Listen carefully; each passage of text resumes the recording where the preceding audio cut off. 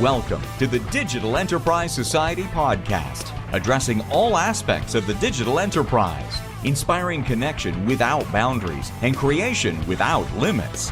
Thank you for tuning in. Here are your hosts, Thom Singer and Craig Brown. Hello there, and welcome to the Digital Enterprise Society podcast. Thank you so much for selecting this podcast because there's a whole bunch that you can choose from, but this is the show that is designed to be a resource for those who work in and around PLM. The Digital Enterprise Society is a forum for the exchange of ideas surrounding the tools, processes, and practices used across the product lifecycle. To learn more, go over and visit digitalenterprisesociety.org.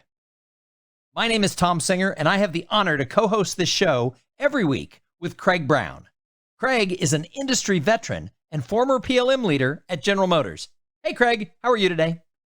I'm great, Thom. It's good to hear your voice, as always. And it's an interesting day. We're going to do something a little different. It'll be digital, but it'll be different. I love it. Today's show has me really excited because, as you know, I'm not the PLM expert, but what we're going to talk about today has me super, super interested. So every single week, Craig and I work to bring you to this podcast interesting interviews and other ideas that are going to help everybody enhance and grow their careers.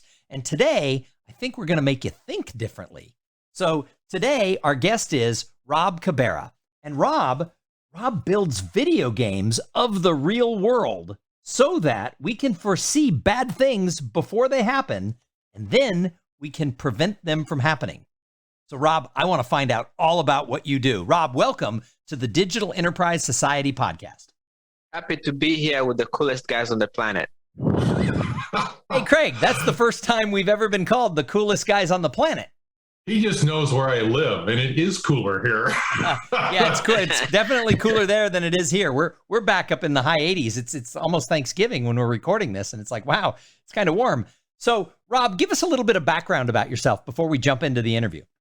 Absolutely. The 10-second background, originally from Rwanda, East Africa. Spent 6 years in refugee camps after surviving a genocide. Did undergraduate studies at Stanford. I'm a serial nomad. I've lived or worked in 25 countries. I speak 4 languages, and I'm really good with very uncertain environments. As you learn, that is my gift, and that is the gift I hope to share with the world and everyone on this podcast. Well, interesting, Rob. I have no parallel to your upbringing as a child. I can't even imagine. But to go from that to Stanford is an interesting switch. I'm kind of curious. Are there similarities, or is it just really different? I think they are, in my mind, at least. Mm-hmm. It's always, from day one, it's always been about survival, right? The refugee camp is surviving to eat, to sleep. Stanford is surviving to excel. So in my mind, it was the same thing. Interesting. That's an interesting perspective. A lot of people come from a lot of different educational backgrounds, and some of them are well prepared. I did grow up in a really small community. My 4th grade class had I think 18 students in it. And so by US standards, that's really small, and you got to work to find such places. But nonetheless, so welcome to the show.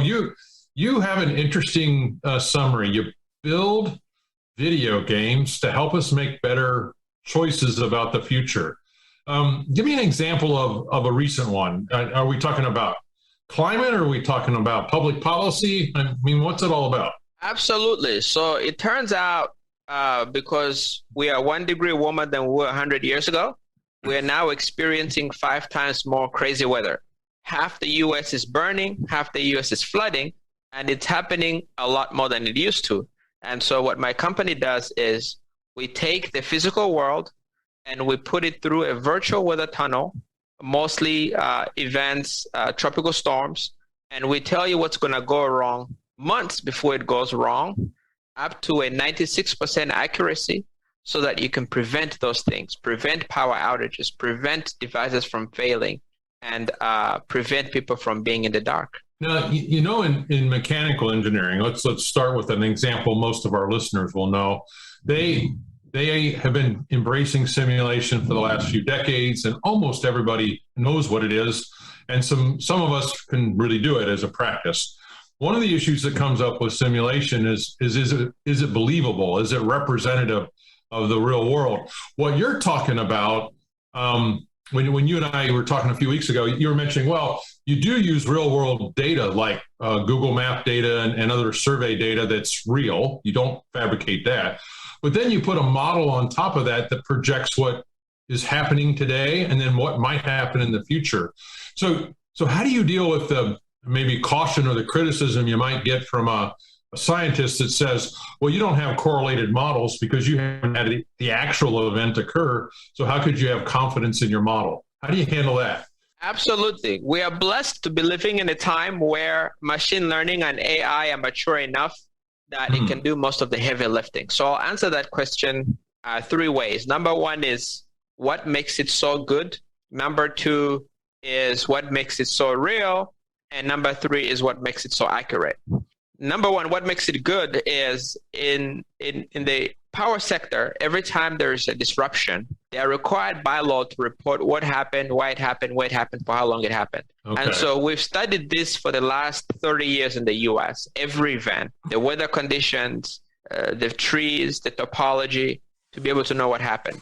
And if you study 350,000 events of the same phenomena, you sort of become very good about recognizing them, right? So you benefited by having the data, the measurements to correlate to. They're regulated. They're required to be kept. So that's a good insight. Okay. That's right. That's the first piece of it. So that's sort of the intelligence. The second piece of it is all companies may not be technology, but they're technical in the sense that many companies have digital twins, electronic versions, blueprints of their assets. And so the utility has GIS files of each of their poles, and they also have electronic models of their assets. And so they give that to us. And that is what we take. And we take high resolution satellite imagery of those things, and we shake each tree 1,000 times, and we can tell you which limb is going to fall in which line. And so those models from the utility and the satellite imagery is what makes the modeling highly accurate as far as representation.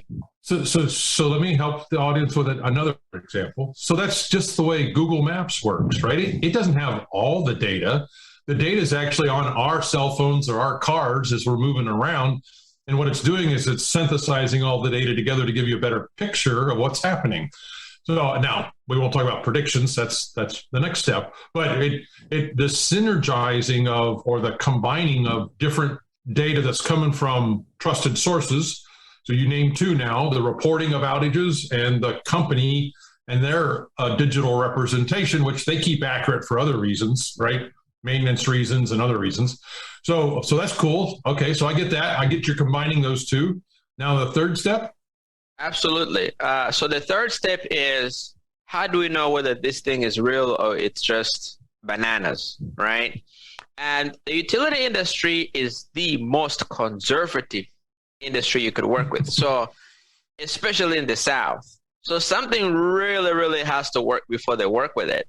And typically what happens is they will tell us to estimate what we think happened for a particular event. Let's say, a real example, the biggest hurricane of last year, we had something like 30 tropical storms, 14 hurricanes. The biggest one was Hurricane Zeta, happened sometime in the fall. So Hurricane Zeta happened, and the large power company said, hey, we suffered damages from this. You guys go back 2 weeks before the event, tell us what you think happened, and we're going to measure you pole by pole, customer by customer, how accurate you were. And if you are above 70%, we'll take you seriously. If you're not, get lost. Okay. And what were the results? I'm curious, if you don't mind sharing them. Yeah, happy to. So the results, we were 87%. We matched. Wow. 87% to what actually happened. So that's how the industry validates whether what we are working on is sensible or not. The reality check, if you will. Yeah, the other argument I had in my background was people were always saying, well, we ran the test on this ideal model, or if you will, this ideal prototype. Well, the trouble with ideal prototypes, at least in the products business, is they tend to be hand built. So they're really good. right? They're not mass produced. And so you don't have all the variation that comes with, the group of guys that's tired on Monday morning because they stayed up watching the football game Sunday night. Or there was a storm and a power outage that day at the plant. And so they had variation due to the line starting and stopping. So there's other sources of variation. And that's what I find intriguing about your business. You're dealing with weather, which has, I used to have a colleague at GM who was a physicist and he would pull up all the different weather models and show them over. He was able to do this. I don't know how. He would put them all on top of each other and show how they disagree.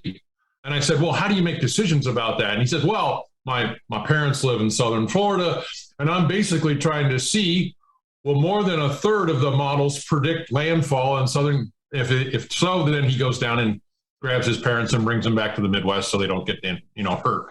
So it was interesting. Here's a guy using multiples models, not one, to make better decisions. You're using a similar thing. You're showing an 87% success rate. And now the companies that are hiring you say, well, that's good enough for us. It's much better than anything else we have. Now help us figure out, I assume, the weaknesses in their grid. What, now that they believe you, how do they use your tools to make better decisions? This is what digital engineering is all about. It's how do we make better decisions with all these models we have, right? Predictive models and so on. So are they using it for maintenance, or are they using it for where to put lines underground or whatever? I'm not sure what all they do, but yeah, you nailed it. I think the key for digital things is to be able to improve productivity, improve efficiency, and reduce risk.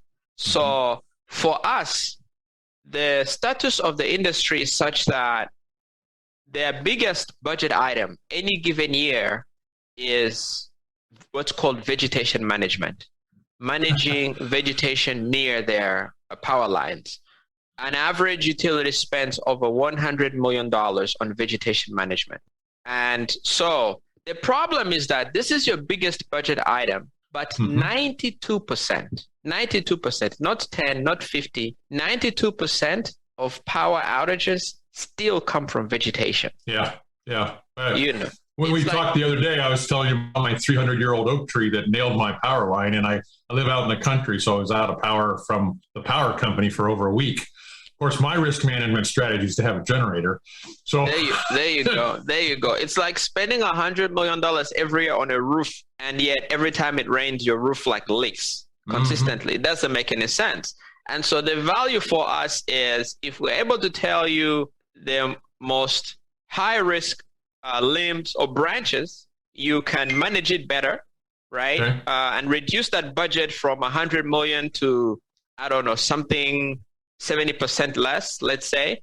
But most importantly, you reduce those power outages from something like 92 to something like 10. So you have more customers to stay online, and you reduce how much money you spend maintaining your assets. Okay, so I'm a power company. You're telling me which limbs to trim. I get it. How about other kinds of models?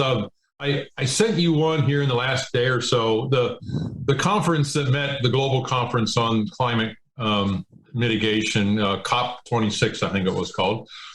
And as a result of those conferences, there were some interesting articles being written. I found one that just flabbergasted me. There's a new export from the southeast of the United States called wood pellets. Everybody know what wood pellets are, right? You make them from wood. The wood that's down, probably from trimming branches for the power companies. Anyways, you turn them into wood pellets and you burn the wood pellets for an energy source.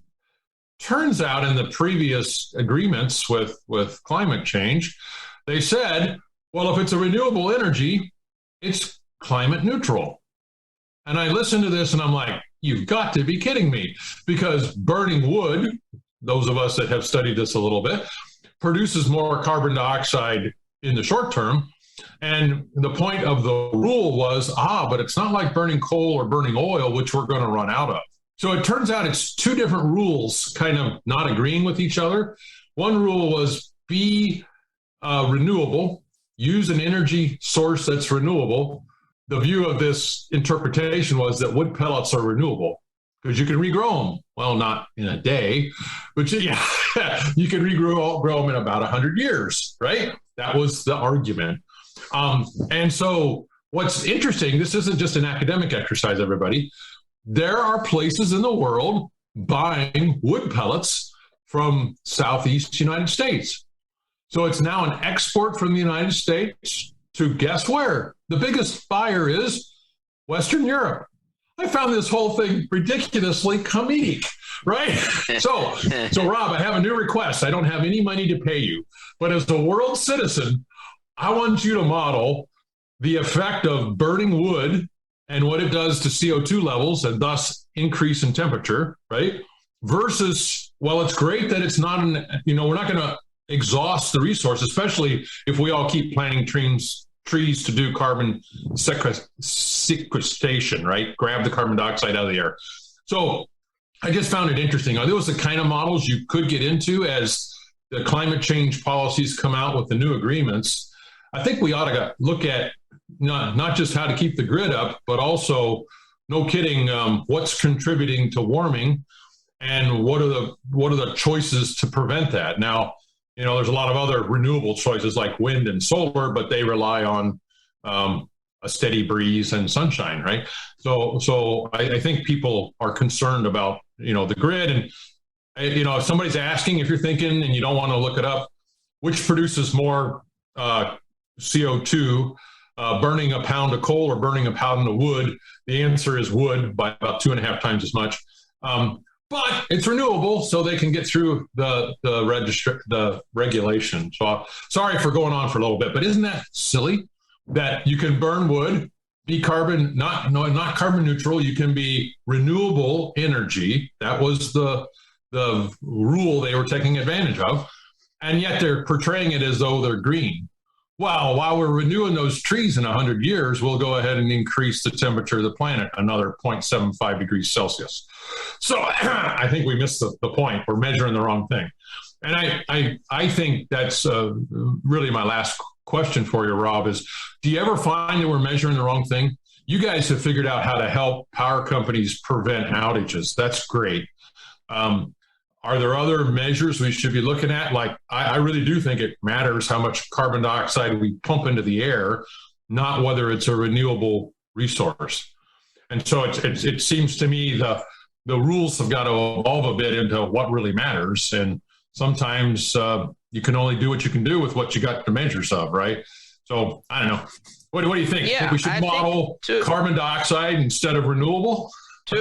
Absolutely. So there are two things that come to mind, Craig. Yeah. The first is a lot of corporations and nations and governments are talking about an energy transition strategies, but that's just a word in the 3 words in the English dictionary. What are they? What do they mean? Nobody knows.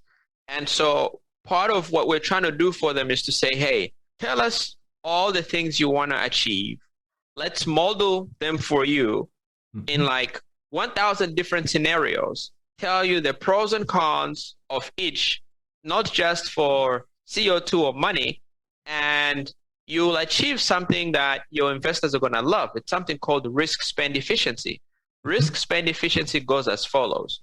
You determine what your goals are. You map out all the potential risks. You map out potential mitigation strategies for those risks, and you pick the best one depending on multiple factors, not just one. Right. And I think, Craig, what you're asking for is in this sort of exercises for everyone to be able to do this risk-spend efficiency across sort of multiple spectrums, not just on sort of one tangent. And I like the idea that you are building something easy to understand, an interaction, a video, if you will, a video game, you called it, to see the effects of your choices, right?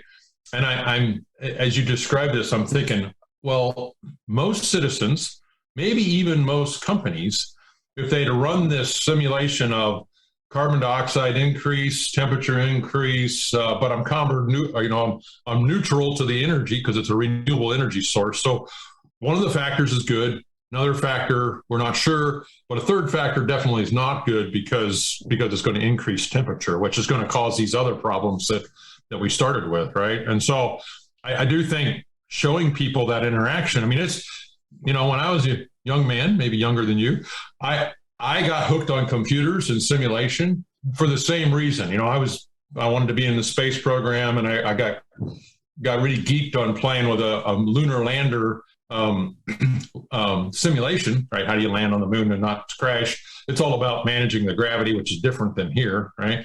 And then do the same thing on Mars, which is a different gravity field, right? In terms of how strong it is. So my point is being able to interact with simulations helps you make better decisions. It helps train you. It helps make you more aware. And to anybody listening who happens to sell wood pellets, okay, I get that it's renewable. I'm happy for you. However, there's a race, and that's what you need to simulate. There's a race between how fast it'll increase the temperature versus how fast the trees will grow and sequester more carbon dioxide. It's an interesting race. It's not clear the answer, right? What is clear is it was really glib on how many countries held it up at the conference this last few weeks as, we're able to be green, and we're green because we're using a renewable resource. No, we're not going to look at the temperature it causes because that would be embarrassing. Yeah, correct. Or because they don't know, probably. Yeah, and that's where people like you and me are responsible to be able to develop tools that allow non-technical people to be able to run these scenarios and be able to get the right answers. Because right now, those people think they're doing something good because they have no idea, because they have to depend on a team of data scientists. You remove that and you make the president of Maldives be able to do a complex simulation of the entire Pacific using Alexa. He'll probably be able to make better decisions. So for the engineers that are simulation ninjas on the podcast, how can you use your gift of simulating and being technically competent with building fluid dynamics systems to help your policymaker, your senator, your mayor to make decisions that are not just one-sided, but he can look at all these angles. We use our skills to develop no-code, easy-to-use tools that can help them make better decisions. So Rob, this is what geeked me to talk with you today is just the fact that you're this broader thinker, and there's a subgroup of us that are considered systems engineers, and we look across broad systems, right? Whether we're in the car business or we're in the energy business or whatever. I'm curious, how did you get this broad view? Was it your experiences growing up and then at Stanford? I mean, Stanford's pretty good for encouraging a broad view, but is, what was it in your psyche, in your brain that just said, oh yeah, I got to have this broader view, and I got to encourage people to embrace it? Because a lot of universities don't teach that, right? They teach the specialty. I'm really good at mechanical, or I'm really good at electrical, or whatever, right? So how did you get it? Have you always had it, or is it just something that developed along your experiences in life? It was my first and most important career lesson. As I mentioned earlier, originally I'm from Rwanda. And the way my family and I survived that event was by hiding in a tunnel underground in the back of our house. There were 6 people in my family, 4 children, my mom and dad. And when the war started in 1994, we had 11 neighbors whose lives were at risk.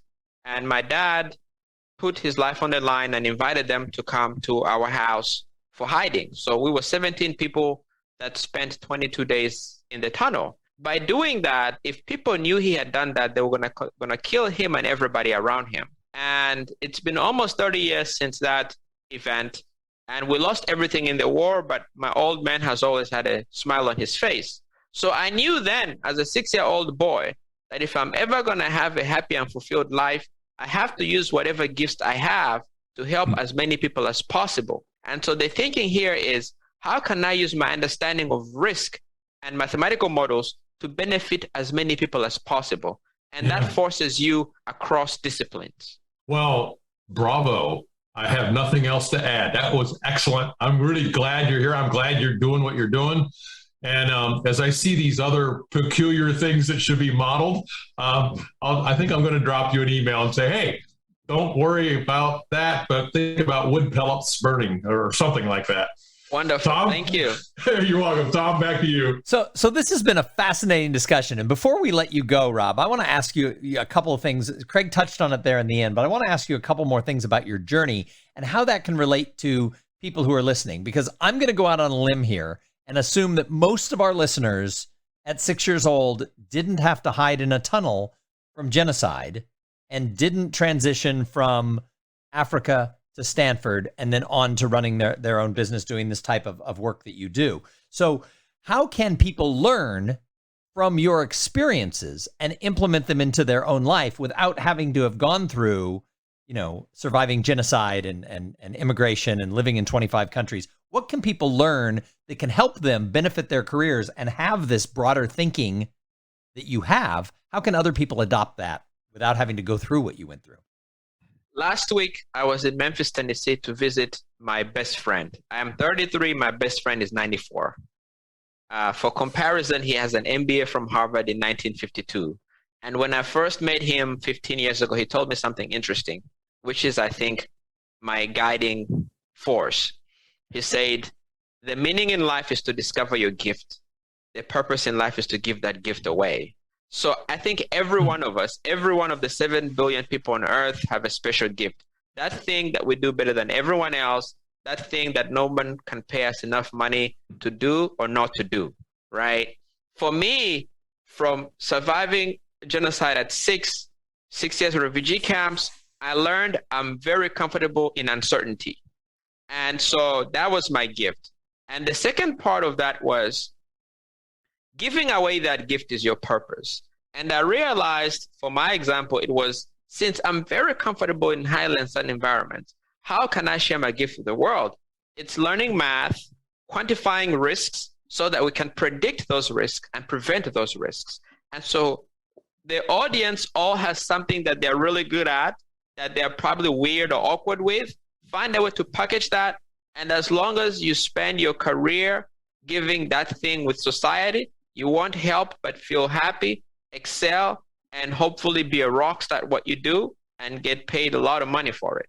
So Rob, you said a lot of great stuff there, but you said something that tickled the hair in the back of my neck. And that was, you said you're 33 years old and your best friend is 94 years old. Now, I am a big believer in what I call cross-generational networking. I think that when we have not just mentors, but when we have friendships with people who are older than us, who are younger than us, across generations, I think that we benefit from that the same way we benefit from having friends who are of different races and different religions and things like that. I think it broadens us. How did you end up having a friendship with somebody who, at the time would have been 80 years old and you would have been 20-ish?